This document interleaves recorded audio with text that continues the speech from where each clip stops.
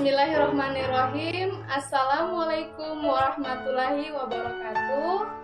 Apa kabar semua? Perkenalkan, nama saya Sukmawati Auliasari. Di sini saya akan menjelaskan sedikit tentang Rana Belajar. Baik, langsung saja saya jelaskan. Rana Belajar itu terdapat tiga rana. Yang pertama itu rana kognitif, yang kedua rana afektif, dan yang ketiga itu rana psikomotorik. Baik, saya akan menjelaskan di bagian satu dulu, yaitu rana kognitif. Rana kognitif ini dibagi lagi menjadi 6 taraf. Yang diantaranya itu yang pertama, pengetahuan. Pengetahuan di sini mencakup ingatan tentang hal-hal yang khusus atau hal-hal yang umum tentang metode-metode dan proses atau tentang pola, struktur atau setting. Yang kedua, sintesis. Sintesis di sini mencakup kemampuan menyatukan unsur-unsur dan bagian-bagian sehingga merupakan suatu keseluruhan. Sintesis ini menyangkut kegiatan menghubungkan potongan-potongan, bagian-bagian, unsur-unsur dan sebagainya, dan menyusun sedemikian rupa sehingga terbentuklah pola atau struktur yang sebelumnya belum nampak jelas. Dan yang ketiga, evaluasi. Evaluasi di sini menyangkut penilaian bahan dan metode untuk mencapai tujuan tertentu. Penilaian kuantitatif dan kualitatif diadakan untuk melihat sejauh mana bahan dan metode memenuhi kriteria tertentu. Kriteria yang digunakan itu boleh kriteria yang diterapkan oleh siswa itu sendiri, juga yang ditentukan dengan orang lain. Terus yang keberapa ya? Keempat, pemahaman. Taraf ini mencakup bentuk pengetahuan yang paling rendah. Taraf ini berhubungan dengan sejenis pemahaman yang menunjukkan bahwa siswa mengetahui apa yang sedang dikomunikasikan dan dapat menguraikan bahan pengetahuan atau ide tertentu tanpa perlu menghubungkan dengan bahan lain, tanpa perlu melihat seluruh implikasinya. Yang kelima, aplikasi. Aplikasi di sini mencakup digunakannya abstraksi selain situasi yang khusus atau konkret. Abstraksi yang diterapkan dapat berbentuk prosedur, gagasan umum, dan metode yang digenerasikan.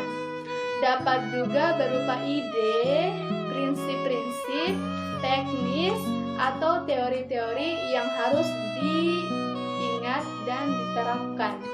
Yang keenam, analisis. Analisis di sini mencakup penguraian suatu ide ke dalam unsur-unsur pokoknya sedemikian rupa sehingga menjadi jelas. Analisis seperti ini dimaksudkan memperjelas ide yang bersangkutan atau unsur menunjukkan bagaimana ide atau susunan. Di samping itu juga dimaksudkan untuk menunjukkan caranya menimbulkan efek maupun dasar dan penggolongannya. Lanjut, yang kedua, segi efektifnya. Segi efektif di sini dibagi lagi menjadi 5 taraf. Yang pertama itu memperhatikan.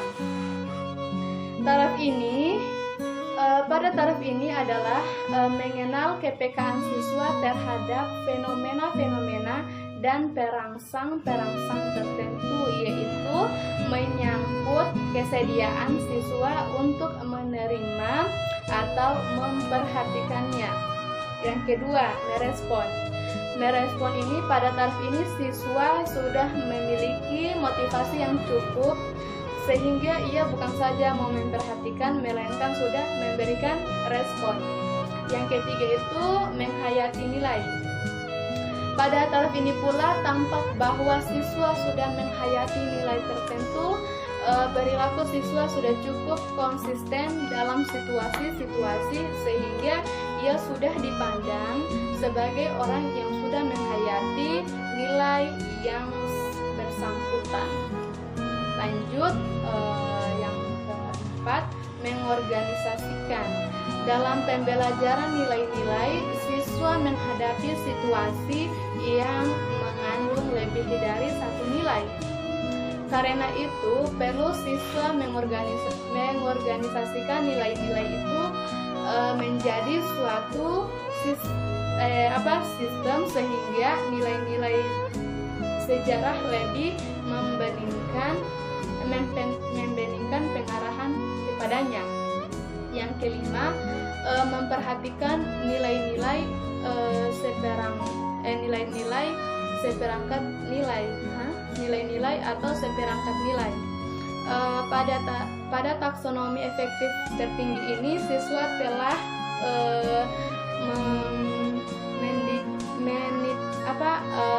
mendarah-dagingkan nilai-nilai sedemikian rupa sehingga dalam praktiknya ia sudah memegang nilai atau seperangkat nilai tertentu.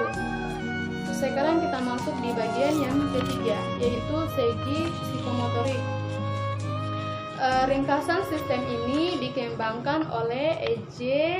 Simpon II, yaitu yang pertama persepsi.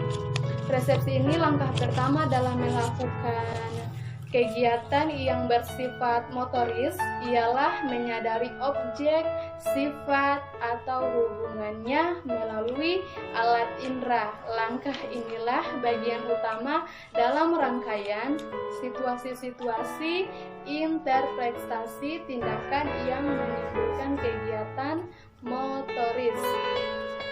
Yang kedua, set yang kedua itu set adalah kesiapan untuk melakukan suatu tindakan atau untuk bereaksi terhadap sesuatu kejadian menurut cara tertentu. Ada 3 aspek, yaitu aspek intelektual, yang kedua aspek fisis, dan yang ketiga itu adalah aspek emosional.